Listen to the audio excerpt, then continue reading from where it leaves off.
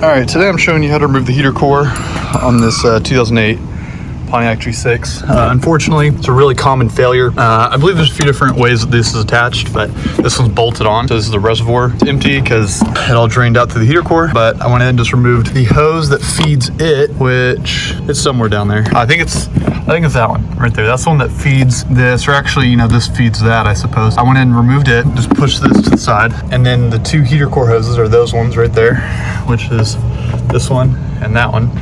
This one with the T in it, the plastic T there, is going to be your top heater core hose. The other one's the bottom. So now we're going to go to the inside and start moving what we need to do to actually get it out of there. So first I'm going to start doing some of the stuff that I got to do to remove this center console here. This whole piece that goes here with the holder and everything. So underneath these are 10mm bolts. I'm going to remove those. There's another one right here. It's going to be on both sides. And then on this, the shifter, this thing it'll pop down. But yeah, you just pry and this will pop down, and there's a Phillips that holds the shifter knob on there, and you just go ahead and grab that and you should be able to pull it off. With all that done though, you're still going to have to remove this bezel here on the center console, because as you can see, this hooks back here. So this should just pop off. I'm not seeing that it does right now, but that's what I'm expecting to happen with it. But we'll need to remove some stuff on the side here too. So I can't remember if I took this panel off a long time ago or not when this initially failed, but if not, that needs to be removed, and same goes for the other side. We'll also need to remove the knee bezels on both sides. So this one right here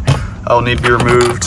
It doesn't look like this will interfere with anything, so I don't think we got to pull that out. But you can see we got at least one fastener right here, and then another one right there. And I believe these should be 7mm with another one right there. And as I suspected, just pull this cover off and you'll see two screws holding it on over here, and then hopefully it'll pop out. Also, to get this front panel off, you have to pull off this top or bottom, whichever way you want to look at it. It sits above the brake pedal, horizontal, and you just got to pop that down, pull it out, and then you can remove this. And now I'm on the passenger side, removing everything identical with the addition of the glove box. All right, so the glove box is down. It was these two, and then this one, the center one of the three, that one, and then these three at the bottom. And then there's also one right here, but I believe it already been messed with or something. I don't know. It kind of fell out of there, but it was, I don't have it next to me, but it was clipped in there. So you'll have to get that one. You can open the glove box and drop it down by squeezing both sides extremely hard, and then it should come down. Now at this point, I should be able to just kind of grab this center part from behind, hopefully, and just pull it, this direction, and hopefully it'll pop out of there. So most of it popped out just fine, but when I got to the top, the part that's just sitting there baking in the sun all day, it got pretty brittle, and it just, rather than coming out, it just snapped right there. So, that's always fun. So to get the hazard out of this piece, anyway, you just lift that tab up with a pick or something, and then you, push it through and pull the panel off. So, just use some caution whenever messing with that, because very brittle, more than likely at this time. GM is not known for their interior quality, so pretty likely it'll happen as well. Over here, we're gonna go ahead and get started on removing these. Actually, remove that shifter first. So, like I said, should just be able to pop this down, and then there's a Phillips head screw back there, and pull the shifter off. So I went ahead and popped the bezel out of there, and I had to put the key in. The battery's dead, but I had to put the key in to push this. This is the button to shift.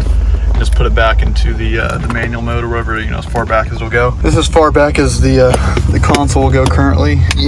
I got just a little bit more out of that, but this is hopefully enough. So now here we are at the body control module, and it's got a few bolts holding it on, and I'm just going to undo those, maybe these grounds as well, and then just set it off to the side. So if we end up pulling the heater core out, that no coolant or anything dumps onto it, we wouldn't want that. So all right, so this bracket you want to pull off. It's got 2 bolts up here, 2 on this side and then 3 on the other, and then it's got a tab holding it into this duct. You just pull it up and over, it'll pop right out. Next, we got to get, I believe there's a 10 right there. There's probably another one on the other side, and then all these 5.5mm going around the bottom half of the HVAC box. As for this piece of ducting, you just pop these 2 pieces of ducting off that are on the body, and then I just gave it a solid hit downward, and it popped it off of the HVAC box. and then just pulled it down and kept working it, and I pulled it out from the passenger side. But you know, probably works whichever way. But you can see some of the residue or current leakage right there from the heater core. But yeah, now to get to the rest of the fasteners. I can't tell if there's a 10 over here or not. Like I said, I assume there is, but you know, we got a bunch of 5mm surrounding the HVAC box, so let's get to it.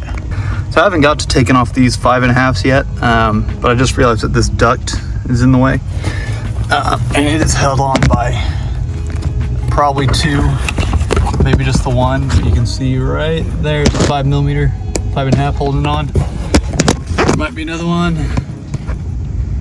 Looks like possibly. So I'm gonna take those off, and then this should come right down. I mean, it's got this harness attached to it, but you can just pop that out. All right, and this looks like the blower motor transistor, I would believe. So I'm just gonna unplug that, and then this should be, you know, about ready to come down. All right, the good news is I may be wrong. It looks like this part actually detaches from the rest of the housing. So the last one that I don't have that one, and I may be missing another on the other side. I likely am, but hopefully once I get those out, this will be free to drop down. I keep on laying on my air ratchet because I'm in a bind, but right here you can feel it, but you can't see it. It's the last one. So yeah, just over here.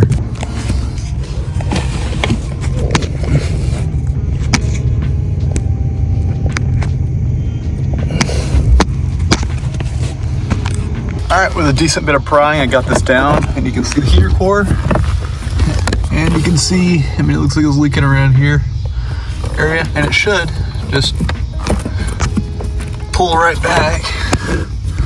I don't see anything holding it, but I'm sure if I turn my light on, I'll see something. All right, I just grabbed it and pulled it down a little bit, and then it just came right out.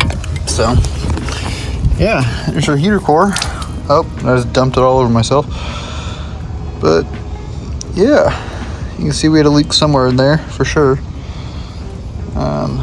Just looked like it was leaking from those inlets, but you can see it all down the side there. So yeah, actually we can see the residue. There's a little bit right there on the tank seal. So you can see right here on the side tank, looks like a radiator, where the radiators usually leak. Just right there where it meets the actual cores, or the core rows at least. So yeah, so now we're gonna be replacing it and, you know, just going back together in the reverse order. So if this video helped you out, let me know by leaving a like, and if you'd like to see more content like this, go and subscribe. See you guys next time.